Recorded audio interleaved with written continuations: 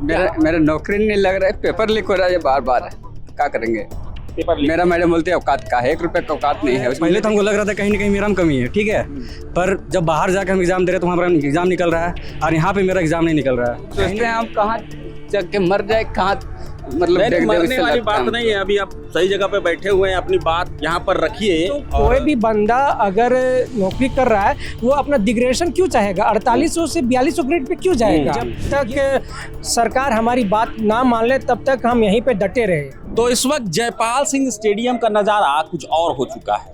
कल तक जहां बापू वाटिका में जो अभ्यर्थी थे जेपीएससी के धरना दे रहे थे, 29 जुलाई से उन्होंने जयपाल सिंह स्टेडियम में डेरा डाला है और आज 3 बजे एक मार्च निकलने की तैयारी। तमाम लोग हैं यहाँ पर, तमाम स्टूडेंट्स हैं जेपीएससी जेएसएससी की तैयारी करने वाले। उनमें से कुछ छात्र हमारे साथ भी बैठे हुए हैं। सबकी अलग अलग परेशानी है, लेकिन उनमें से एक भाई साहब ये हैं, इनकी परेशानी आप अगर सुनेंगे तो आपको हैरत होगी। ये बताएंगे कुछ अपने बारे में। क्या नाम हुआ भाई साहब? हीरालाल हो रहा हूँ। निराला अरोड़ा ना। निराला जी, क्या दिक्कत हुई जेपीएससी को लेकर के, क्यों परेशान है? आप बोल रहे सुसाइड कर देंगे, चले जाएंगे। मेरा नौकरी नहीं लग रहा है, पेपर लीक हो रहा है बार बार, क्या करेंगे। पेपर लीक मेरा मैडम बोलते हैं औकात का है, 1 रुपये का औकात नहीं है। उसमें मेडिकल स्टोर है, उसका पापा खोल दिए हैं, मेडिकल चलाते हैं। हम उसका पति हैं, कुछ नहीं करते, इसलिए करते हैं कि तू क्या कर रहा है। तो आपने जेपीएससी लिखा था, ये जेपीएससी 14 दिया था आपने? हाँ, दिए थे, 2 बार दिए थे। उत्पाद सिपाही का, उत्पाद सिपाही का भी दिए थे। और पेपर लीक हो जा रहा है बार बार, जिससे कि घर वालों की नजरों में भी आप सबको कहते हैं चुल्लू भर पानी में डूब मरो। सोचते हैं हम कहाँ जाके मर जाए, कहाँ मतलब नहीं, देख मरने वाली बात नहीं है। अभी आप सही जगह पे बैठे हुए हैं, अपनी बात यहाँ पर रखिए और आगे भी मेहनत करते रहिए। और साथ में ये लड़ाई भी लड़ेंगे, हम भी लड़ेंगे आपके साथ में। लड़ाई नहीं, सबको लड़ाई है, सबका लड़ाई है। हम लोग भी लड़ेंगे इस तरह से, मतलब आपको सोचना नहीं चाहिए, है ना। एक भाई साहब और बैठे हुए हैं। क्या नाम हुआ सर आपका? सर मेरा नाम कृष्णा साहू हुआ। हाँ, ठीक है सर। और हम एक JRF होल्डर है, ठीक है।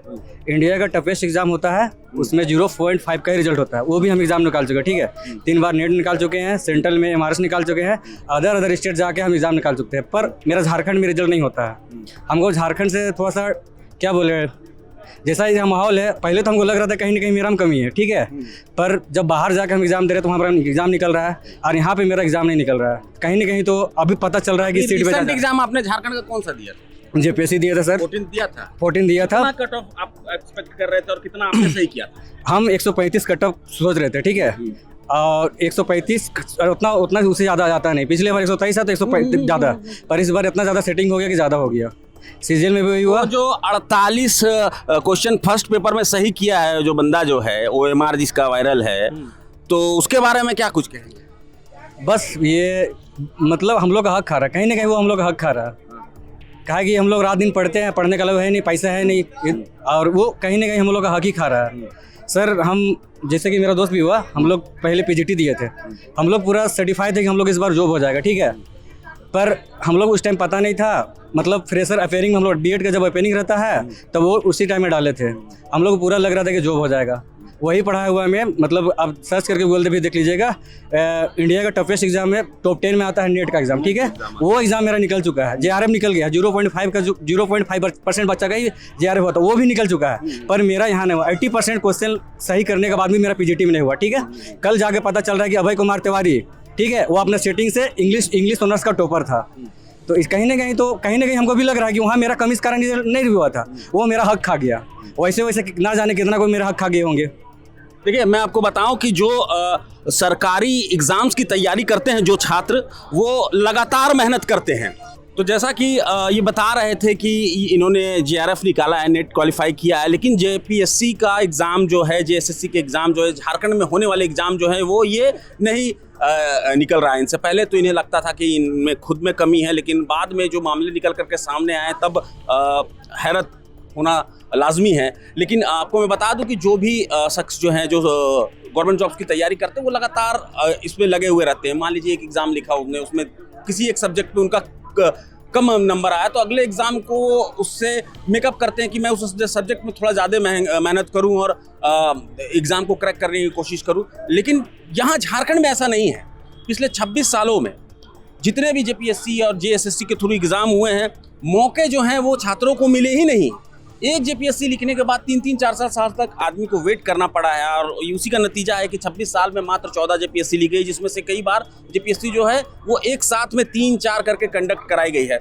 और नई जो हेमंत सरकार 2019 में आई तो उसके बाद युवाओं में एक भरोसा जगा कि मतलब अब कुछ अलग से कुछ होगा, लेकिन अब जो नया कांड निकल करके सामने आया जेपीएससी का, अभय कुमार तिवारी के नाम इन्होंने लिया। ये बंदा जो है वो जेपीएससी के हर एग्जाम पास करता है, इसी को दिखा करके दूसरे अभ्यर्थियों से पैसे ऐंठता है और नौकरी दिलाने की काम करता है। तो ये सब जो चल रहा है, छात्र आक्रोशित हैं। जयपाल सिंह स्टेडियम में आप आकर के यहाँ का माहौल देखिए, एक धीरे धीरे करके यहाँ पर छात्र जुट रहे हैं और भी छात्र हैं, हम उनसे बात करेंगे। आप बताएं क्या नाम है? सर मेरा नाम मनीष कुमार है सर।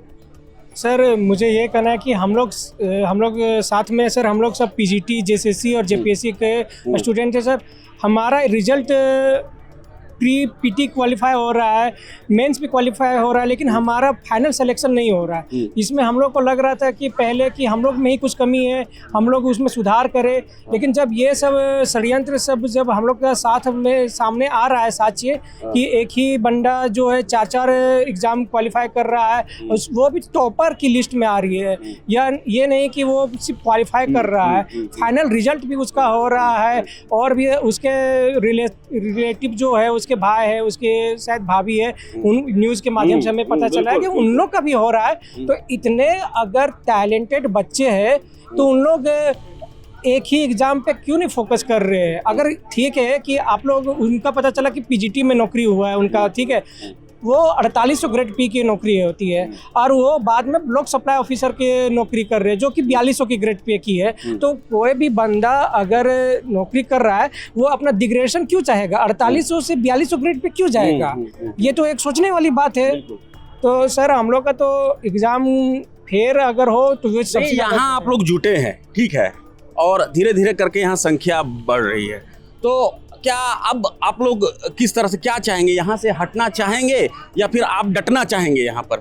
सर हम यहाँ पे तब तक अनशन पे बैठे हुए रहना चाहेंगे जब तक हमारी सरकार हमारी बात ना मान ले। जंतर मंतर में जो जिद था उसी ने शिक्षा मंत्री, देश के शिक्षा मंत्री का इस्तीफा दिलवाया है। अगर यहाँ जिद नहीं होगी तो फिर बदलाव भी नहीं होगा। ये सर आप सही बोल रहे हैं कि सबसे ज़्यादा ज़रूरी है हमारे छात्रों के बीच में जिद ये होना कि हम जब तक सरकार हमारी बात ना मान ले तब तक हम यहीं पे डटे रहे। ये सबसे ज़्यादा हमारे अंदर ये जिद होनी चाहिए सर। जिस तरह हमारे सामने प्रोटेस्ट है, एग्जाम्पल है सर जंतर मंतर का, कि वो तब तक नहीं हटे जब तक हमारी सेंट्रल की गवर्नमेंट ने इस्तीफ़ा नहीं दे दिया। हम लोग इस्तीफा नहीं चाहते, लेकिन हम लोग पारदर्शिता चाहते हैं, हम लोग सीबीआई इंक्वायरी चाहते हैं सर। ये जवाबदेही मुख्यमंत्री की है कि छात्र यहाँ जो जुट रहे हैं उनसे कैसे बात किया जाए, और ये जो समस्या उत्पन्न हो गई है जेपीएससी, जेएसएससी और झारखंड की सरकारी नौकरियों को लेकर के, उसका समाधान कैसे निकाला जाए। अब और ज़्यादा भ्रष्टाचार होना और इस तरह की खबरें आना ये बर्दाश्त नहीं किया जाएगा। ये संदेश साफ दे रहा है ये मंच, और हम उम्मीद करते हैं कि सरकार जो है वो जागेगी और कुछ ना कुछ इस पर ठोस कदम जरूर उठाएगी। प्रभातखबर.com, विश्वास वही, रफ्तार नहीं।